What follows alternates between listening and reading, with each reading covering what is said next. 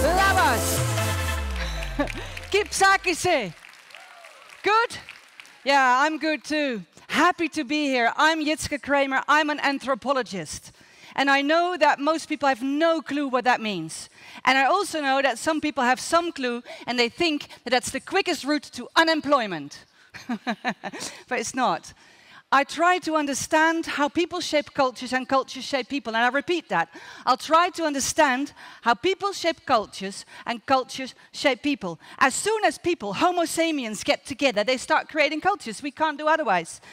And what I do, I travel the world to understand how people do that and how we can translate all those wisdoms to the business world, and that's why I'm here. So I'd like to talk to you about how do we crack the culture code, and I mean in a sense that you can create the best corporate culture, the best workplace culture there is. You ready for that? Cool. Only one person is ready for that. I'm happy that you are awake. Are you also ready for that? Yeah, cool. I travel the world, and on one of my travels, I met Shabasi. And Shabasi is voodoo priest. And I won't go into too much detail on that, but I met him and I asked him, if I meet people across the world, what would you like to tell them? And what he told me, he said, if I think about people, let's say in Europe and other places, I feel that they have no clue where they're from anymore. They know the stories of their parents, maybe their grandparents, but after that, he said, if you don't know where you're from, how do you know where to go? And I think that's a great lesson. In many organizations, do you know the reason for being? Where are we from so we know where to go? At the same time, if we look at Shabasi, and you look carefully, you might feel that he looks a little bit odd. Maybe even strange. But the thing is, if you have a closer look, it's not that bad. It's strange anyway. And now you can think, yeah, but that's the strange Dutch people, right? We do this during football. Well, you're not different. And on behalf of all my Dutch companions, I have to say thank you very much for letting us win the game Sunday. Yeah, I mean, we played crap, but thank you for letting us win. You were far more better than we were, yeah. Yeah, so I travel the world to understand. Anthropology is about how do we make the strange familiar and the familiar strange, and those sentences are very important to me. How do we make the strange familiar? Everything you think that's strange, if you take a closer look, it becomes very familiar. Everything which is logic to you and familiar, if you take a closer look, it's pretty strange you act like that. And if you look at that, like that at the world, you're in a constant state of confusion. And I love to spread that. So that's why I'm here. How do people shape cultures, and how do cultures shape people? Well, it needs to start with understanding people, human beings. And I think there's 4 things that every person in the world should know about human beings. So the first question is, did you meet a human being today? You met one? Was it a good experience? Was it fun? Cool. The thing we need to know about people is that we live in groups. And hopefully that's not the biggest insight of today. People live in groups, but that means that there will be borders between our groups. It might mean that you live in a different group than I do. And what do we do at the border between those groups? You know, one department and the other, one country and the other, one religious group and the other. What do we do at the border with the other groups? And that's the question. People live in groups. We can't do otherwise. Plus, we don't want to leave our groups. We don't want to get, kicked out of our groups. People live in groups. It's important. What do we do with the other groups? Plus, people believe in stories, and that's wonderful. We are narrative people. We believe in stories, and the fun thing is we believe in stories even if they're not true, and we guide our lives towards that. People believe in stories. We have to, because nothing has meaning of itself. We have to create meaning. Culture is a sense-making system. We have to create meaning. Nothing has meaning of itself. Behavior just is. Well, let's give an example. Hitting someone in the face, good or bad? Bad. It depends. Now it gets scary. When is it a good idea? Yeah, to protect yourself, then it's a good idea. Any other moments? In a boxing ring. You know, the behavior itself is not good or bad.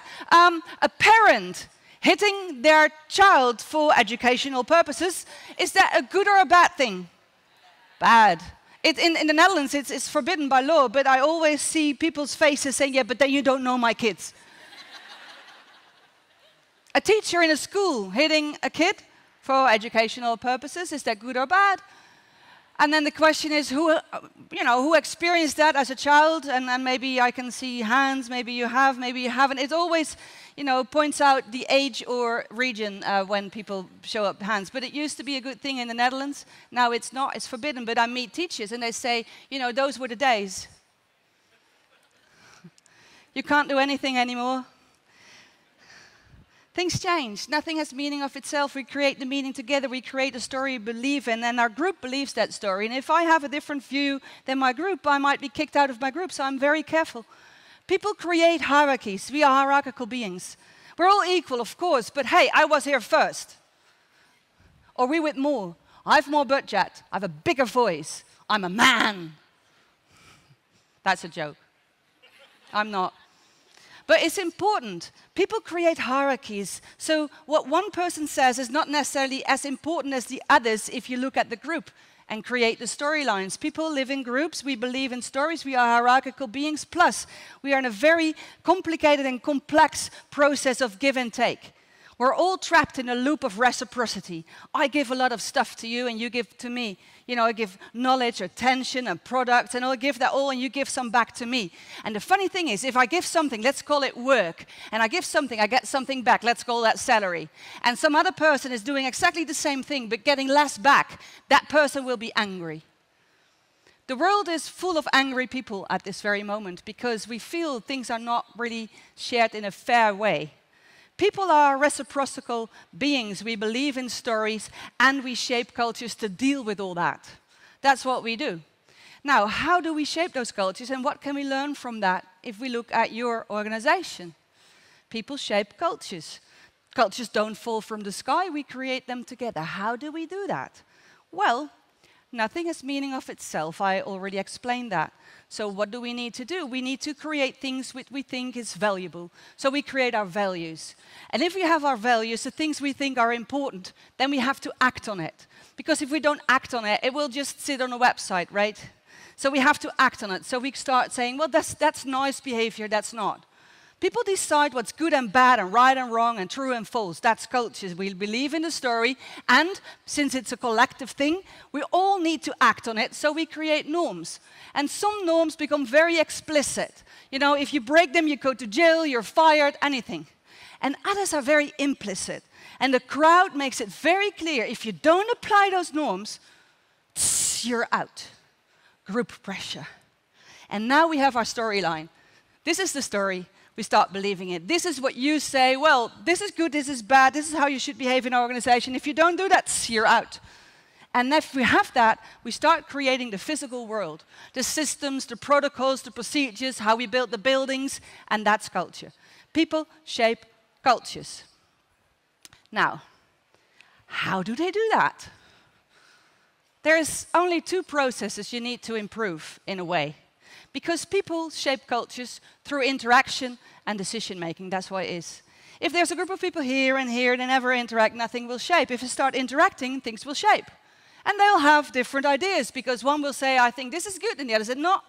And then we have interaction. So the question is, how well is the interaction process in your team and your organization organized?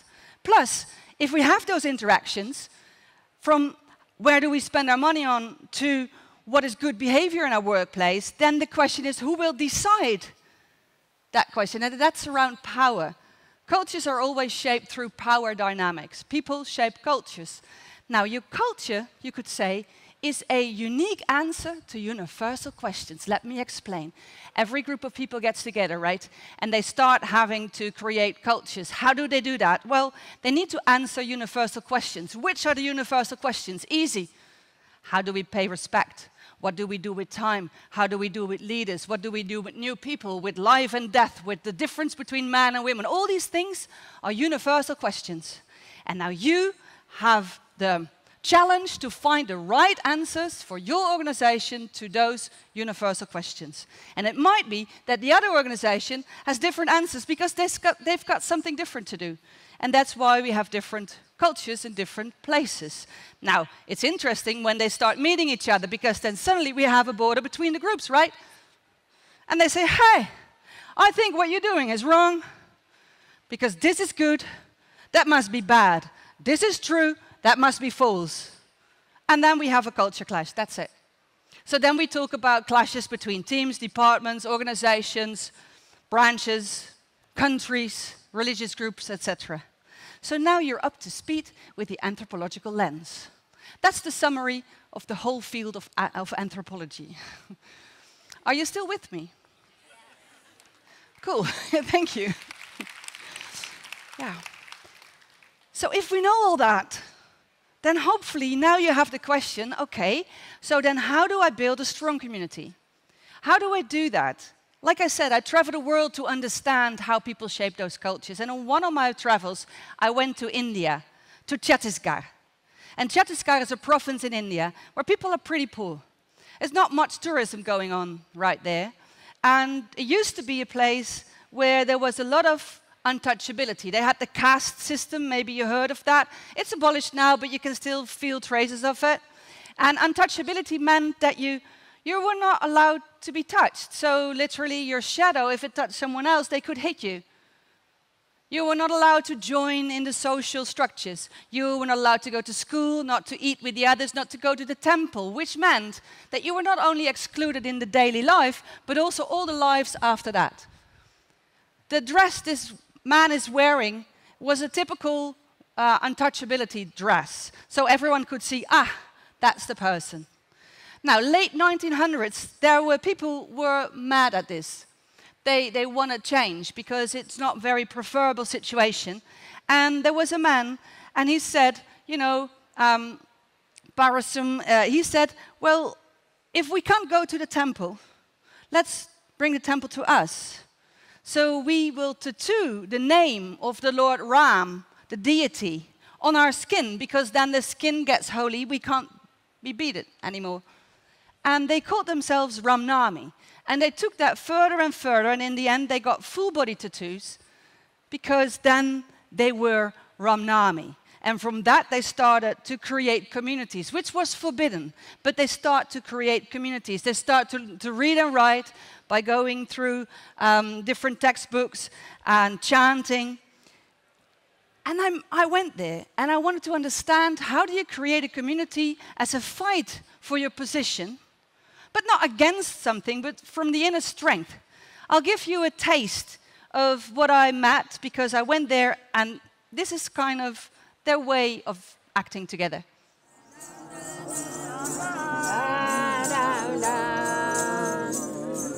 I really like to learn about your chanting and what you believe in. Not only today, but tomorrow and the day after and the day after.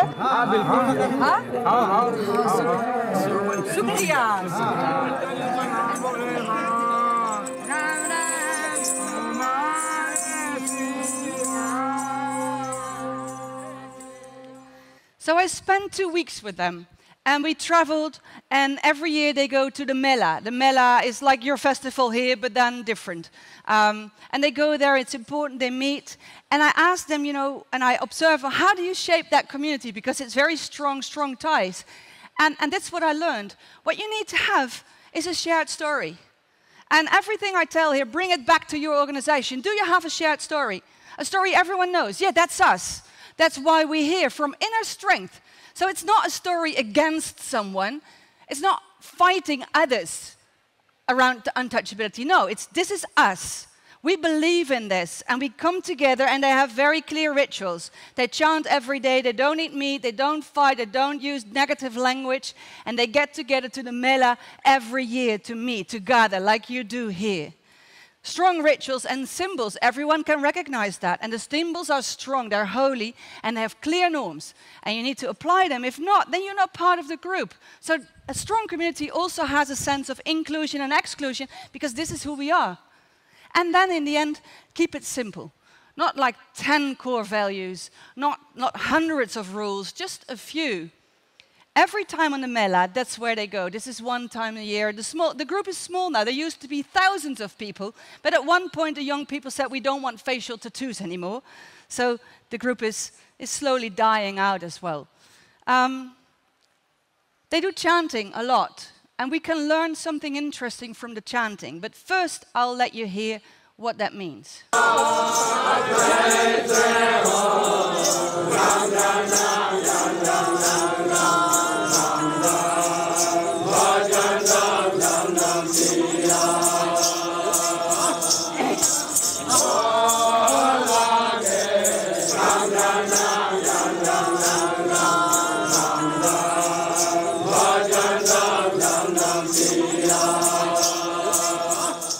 And they do this, 24 hours for 4 days, continuously chanting.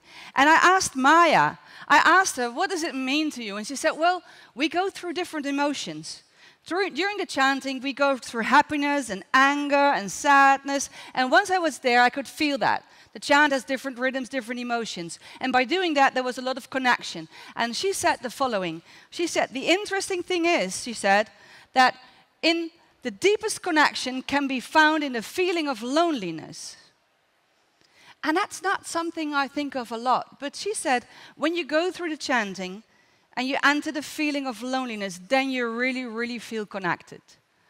If I bring that to the business world and we have a check-in in a session and say, how are you? We all say, good. Is it tough? Yeah, some challenges. But when I work with leaders and people in teams, sometimes it is lonely, is it? I don't know what the next step is. I don't know what's going on in the world. It's tough what's going on. I don't know how to deal with that. There's so many changes and transformations and transitions. How are you in that change?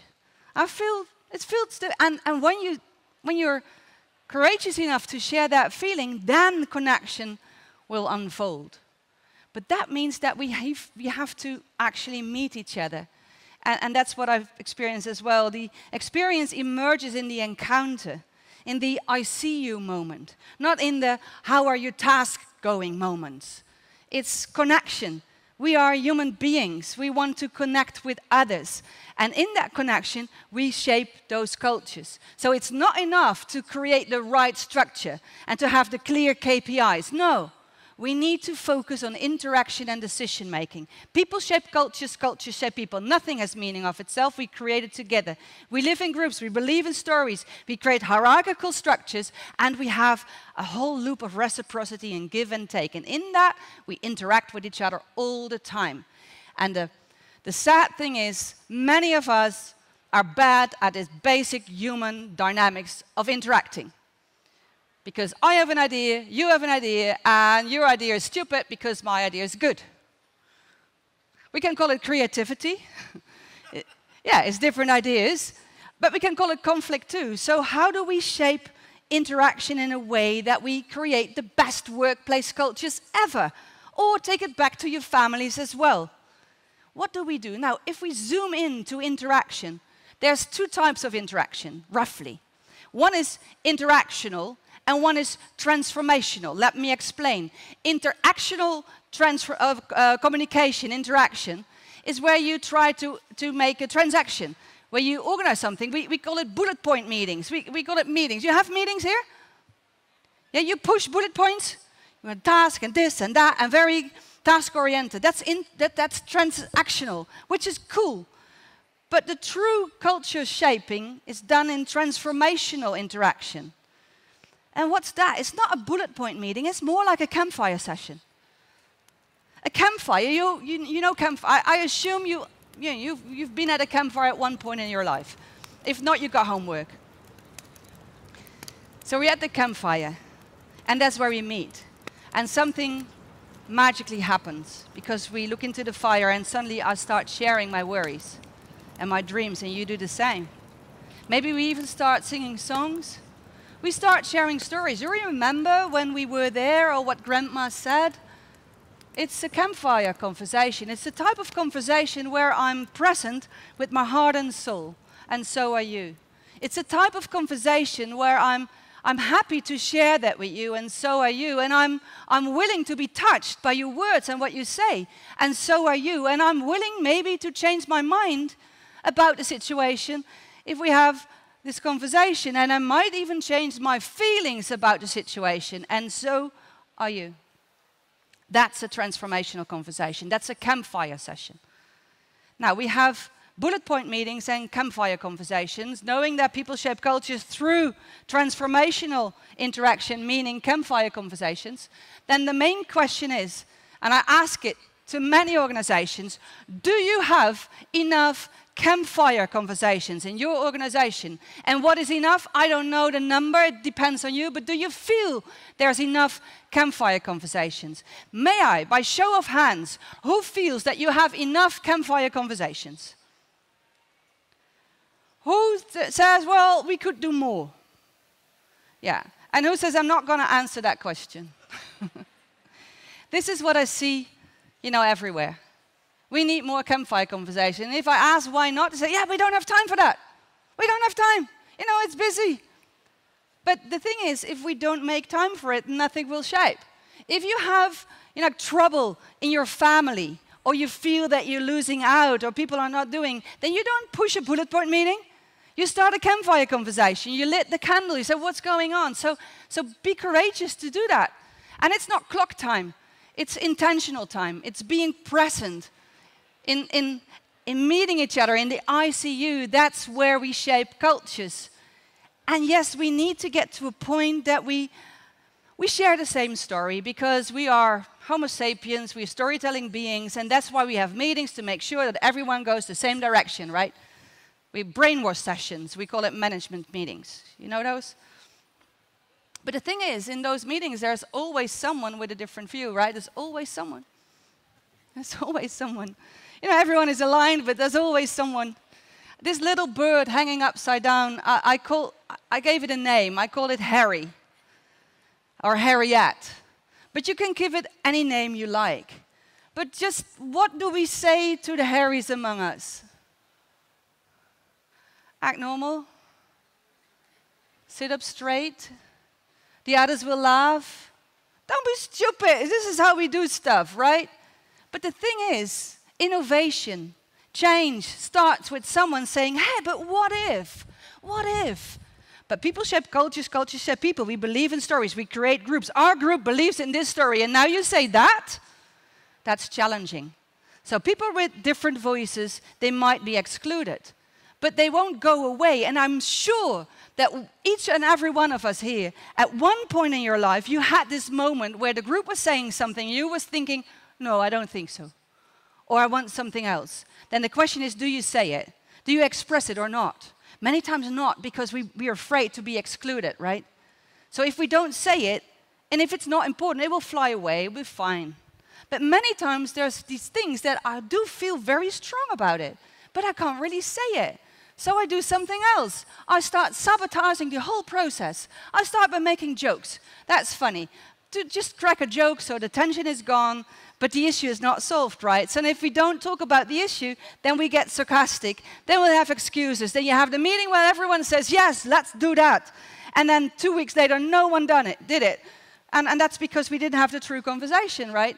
And then if we don't do anything, we start gossiping. Have you heard about that person?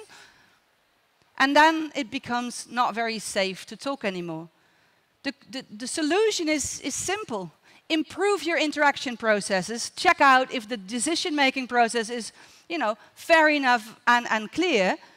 And if not, we will continue. Poor communication, breakdown, disruption, go slow, go on strike. I met an organization where they put the files on the server in different files without telling. That was very effective. I don't want to, put thoughts in your mind, but you could try.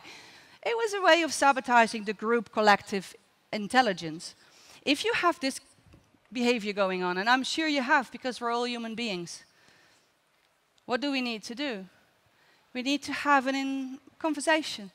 Not a bullet point meeting, not saying you should do that, not a very clear, these are the KPIs, this is what you need to do. No, we need to sit down and to talk, to have a campfire conversation. That's what we need. Because in campfire conversations, we take out this behavior and we ask, how are you? What are your worries? What do we need to do? Where are we from? What are the roots? What are the main things we need to do? And they start shaping our cultures. That's what we do. So now we know people, right? We know the basic. We know how to look at culture and how culture is shaped.